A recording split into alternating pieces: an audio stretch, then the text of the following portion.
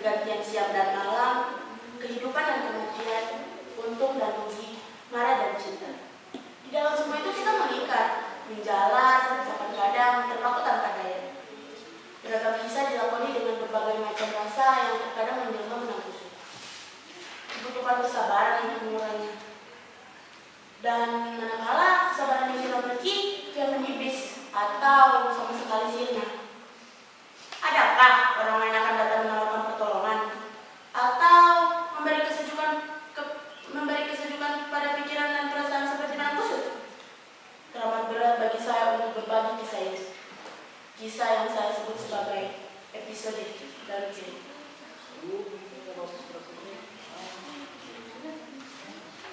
Bukan karena menyangkut sisi hidup saya gelap.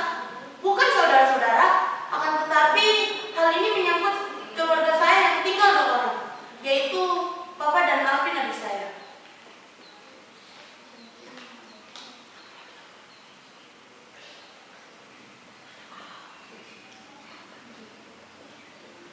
Sejak kematian ibu, saya melanjutkan kuliah di Padang, sedangkan Alvin kuliah di Medan. Karena sejak itulah Papa tinggal sendiri di Payakumbuh. Oleh karena itu, kami memenuhinya setiap bulan.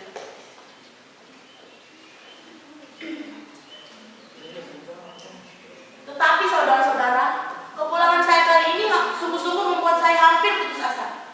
Betapa tidak, baru saja saya sampai di depan teras rumah. Tiba-tiba saya mendengar kata teriakan, "Tidak!" yang sangat begitu keras. Saya jadi tertegun mendengarnya, lalu mengintipnya lewat lubang kunci. Saudara-saudara tahu apa yang saya lihat? Sungguh di luar dugaan. Saya menyaksikan Papa berdiri di samping meja telepon dengan kepala yang tertunduk dan wajah yang puyuh.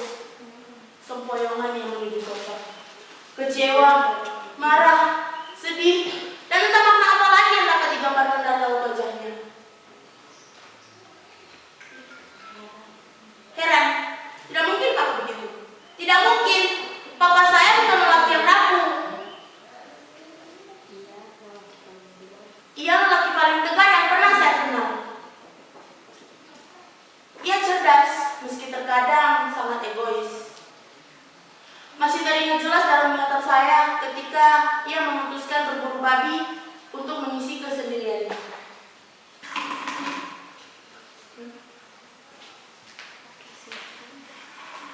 Waktu itu, Papa duduk di sofa. Lalu saya datang dan mengambil tempat lain di sofa. Oke, silakan Papa berburu babi. Tapi membeli anjing, apalagi seharga 2 juta lebih. Saya tidak setuju. Itu haram, Pak. Jika tidak dibeli, Papa dapat anjing dari mana? Mana ada anjing kurap yang bisa berburu babi? Atau anjing jadi yang dibagi-bagi secara gratis?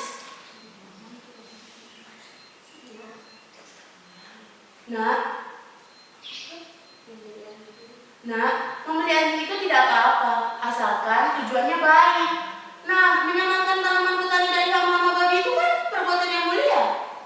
Bayangkan, jika babi-babi itu tidak diburu, mereka akan merdeka melahap tanaman petani. Dan para petani tidak akan makan. Kamu rela para petani mati kelaparan? Tapi Tuhan tidak pernah menghalalkan sesuatu dari yang haram.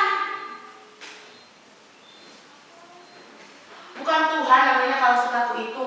Bukankah kamu sering bilang ada sesuatu tunbihul muzurat?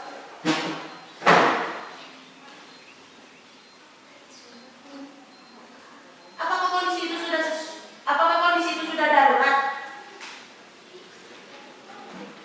Menurutmu keselamatan manusia bukan ukuran yang darurat? Anjing adalah anjing, babi adalah babi, najis tetap najis, haramnya tetap haram. Tuhan itu cerdas, nak. Dia tidak akan ciptakan tanah jika kita dilarang untuk menyentuh benda najis. Banyak sekali alasan Papa untuk membenarkan keinginan dan perbuatannya. Nah, saudara-saudara, bukankah apa yang saya saksikan di rumah tadi sungguh tidak masuk akal? Seseorang yang selama ini saya kenal tegar, tertunduk lesu dan kuyup. Apalagi setelah itu, saya melihat Papa menangis. Menangis? Papa menangis. Tiba-tiba, saya dorong-dorong pintu yang ternyata tidak terkunci. Papa kaget melihat kedatangan saya. Lalu segera Papa memeluk saya. Lalu memeluk saya dengan erat-erat. Begitu, saudara-saudara. Sampai malam itu, saya masih menganggap Papa sosok yang paling tegar. Tidak rapuh, apalagi cengeng.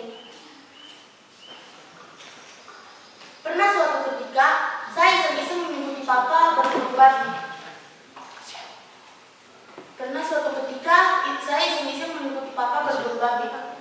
Maksud saya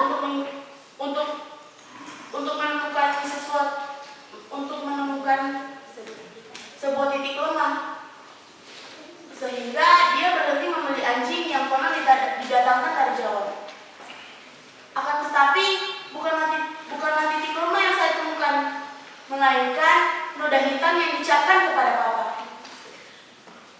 Papa ternyata seorang kriminal. Di hutan itu dia menanam ganja-ganja yang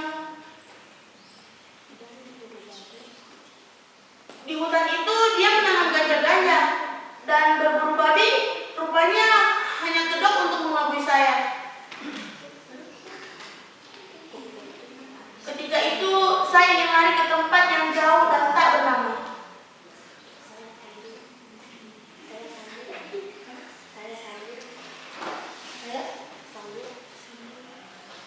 Cukup, Aska, terima kasih.